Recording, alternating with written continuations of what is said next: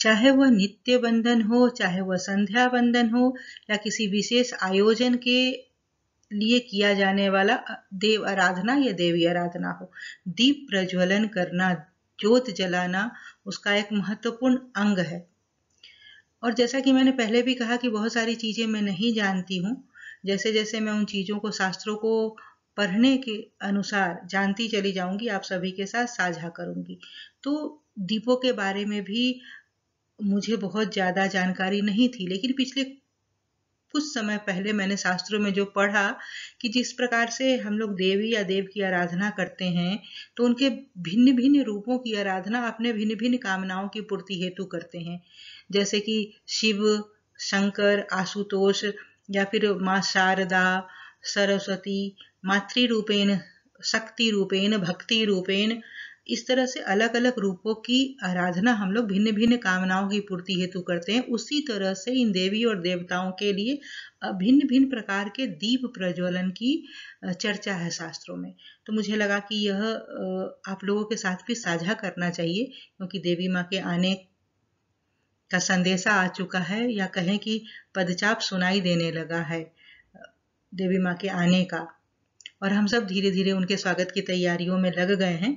तो आइए जानें कि किस देवी माँ को प्रसन्न करने के लिए या उनकी आराधना करने के समय किस प्रकार के दीपों का प्रज्वलन करना है और उन्हें किस प्रकार से जल अर्पित करना है, और साथ में अन्य देवों के लिए भी कौन सा दीप जलाना चाहिए, और देवों को जल कैसे अर्पण करना है, ऋषियों को जल कैसे अर्पण करना है, पितरों को जल कैसे अर्पित करना है, और स्वयं के लिए भी, स्वयं को भी कैसे जल अर्पित करना है। और ये सभी चीजें हमारे स्वयं की हथेलियों में ही है। हमारी हथेली में ही देव स्थान है, ऋषि स्थान है, पितर स्थान है, और ब्रह्म स्थान, जिसे कि स्वयं का स्थान कहते हैं। और जब हम पूजा करते हैं तो वहाँ हस्त प्रक्षालन करते हैं और आचमन करते हैं। उसके लिए हमें उस स्थान का ज्ञान होना चाहिए जिस स्थान को स्पर्श करके जल हमारे मुख में जाए, और देव स्थान जहाँ है उस स्थान को स्पर्श करके देवों के पास जल अर्पित करें हम। ऋषि स्थान को स्पर्श करता हुआ जो जल है वो ऋषियों के पास जाए, और पितर स्थान को स्पर्श करता हुआ जल हमारे पितरों के पास जाए और उन्हें तृप्त करे। तो आइए चर्चा में आगे बढ़ें और जाने इन सभी चीजों के बारे में। माँ भगवती और माँ सरस्वती के बारे में कहा गया है कि इनके लिए 2 मुखी दीप को जलाना चाहिए, और उसमें पीली सरसों का तेल या घी का उपयोग करना चाहिए। काली सरसों के तेल का प्रयोग नहीं करना चाहिए। काली सरसों, जिसको कि हमारे यहाँ राई कहा जाता है, तो राई के तेल का प्रयोग नहीं करना है। पीले सरसों का तेल या घी का इस्तेमाल करना है, और जो हमारा दीपक होगा, जो हमारा दीप होगा, वह 2 मुखी होगा। माँ लक्ष्मी के लिए कहा गया है कि पंचमुखी दीप होना चाहिए और उसमें घी का ज्योत जलना चाहिए। गणेश भगवान के लिए दीप तो हमारा एक मुखी ही होगा, लेकिन उसमें 3 बाती होंगे, और पीली सरसों का तेल होगा या घी होगा। विष्णु भगवान के लिए कहा गया है कि एक मुखी ही दीप होगा, लेकिन उसमें बाती 16 होंगे। गणेश भगवान में जहां 3 बातियों की चर्चा है, विष्णु भगवान के लिए 16 बाती की चर्चा है, और पीली सरसों का तेल हम इस्तेमाल करेंगे। भगवान शिव के लिए, इनके लिए अष्टमुखी दीप होगा या फिर 12 मुखी दीप होगा, मतलब 8 मुख वाला दीप होगा या फिर 12 मुख वाला दीप होगा, और घी का और इसमें पीले सरसों का तेल दोनों इस्तेमाल कर सकते हैं। शनि देव के लिए, इनके लिए एक मुखी दीपक होगा और उसमें राई के तेल का इस्तेमाल होगा। काले सरसों का जो तेल होता है उसका इस्तेमाल होगा। राहु और केतु के लिए एक मुखी दीप ही होगा, लेकिन उसमें तेल जो होगा वो अलसी का होगा या तिल का होगा। कार्तिकेय देव के लिए पंचमुखी दीप होगा और उसमें फिर पीली सरसों का तेल होगा या घी का इस्तेमाल भी हम कर सकते हैं। तो यह तो बात हो गई अलग अलग देवी और देवों के लिए या ग्रहों के स्वामियों के लिए अलग अलग प्रकार के, भिन्न भिन्न प्रकार के दीपों के, एक मुखी, द्विमुखी, पंचमुखी, ऐसा, और भिन्न भिन्न प्रकार से, भिन्न भिन्न संख्या में बाती पंचमुखी है वहाँ 5 बाती है, जहाँ अष्टमुखी है या द्वादशमुखी है भगवान शिव के तो वहाँ 8 बाती हो गए और 12 बाती हो गए भगवान विष्णु के लिए। मुख तो एक है लेकिन बाती वहाँ पे अलग है। भगवान गणेश के लिए भी मुख एक है लेकिन बातियों की संख्या 3 है। तो इस तरीके से हमने इन चीज़ों को देखा और अब आगे जाने हम लोग कि भगवान को जल कैसे अर्पित किया जाए, देवों को देवियों को जल कैसे अर्पित किया जाए। इसको हम लोग आज मैंने कुछ नया ही सीखा है तो उसी तरीके से आपको भी समझाने का प्रयास करती हूँ।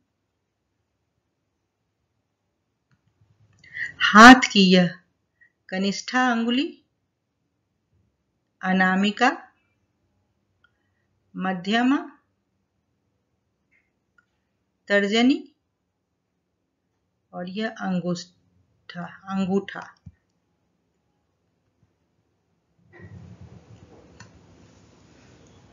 कुछ इसी प्रकार की होती है ना हमारी हथेली। इसमें यह जो स्थान है मध्यमा अंगुली का जो ऊपरी पोर है यह देव स्थान है। अंगूठे का जो ऊपरी पोर है यह पितर स्थान है। कनिष्ठिका के नीचे और यह यहाँ बीचों बीच यह जो स्थान है यह ऋषियों का स्थान है। और जहाँ हाथ हमारी हथेली से जुड़ता है उसके जो बीच का यह भाग है यह ब्रह्म स्थान या स्वयं का स्थान है।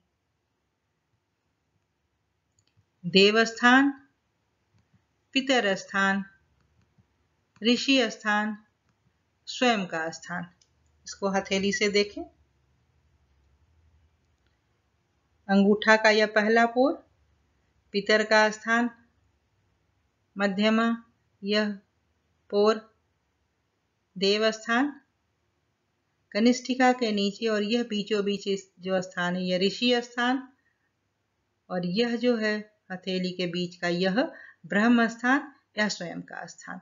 अब जब हम जल अर्पित करेंगे देवी या देवताओं को तो दोनों अंजलि में जल भर के इस तरीके से जल छोड़ेंगे जिससे कि हमारे यहाँ से बीच वाले मध्यमा अंगुली के ऊपरी पोर को स्पर्श करता हुआ जल आगे की ओर जाए।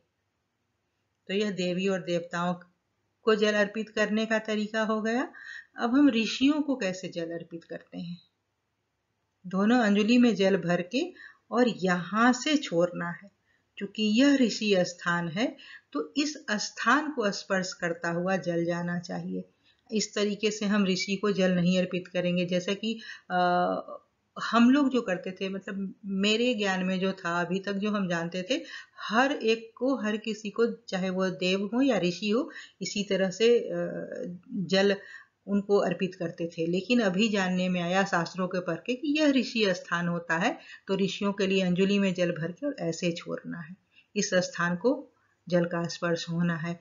और जब पितरों को करना है तो इस तरीके से अंगूठे का स्पर्श करके अंजलि में जल भरेंगे और यहाँ से गिराएंगे जल को जिससे कि अंगूठे के पोर को स्पर्श करता हुआ जल बाहर की ओर जाए। और जब आचमन करेंगे स्वयं के लिए पूजा में जब हस्त प्रक्षालन करेंगे उसके बाद आचमन जब करेंगे अंजूरी बनाएंगे और अंजूरी बनाते समय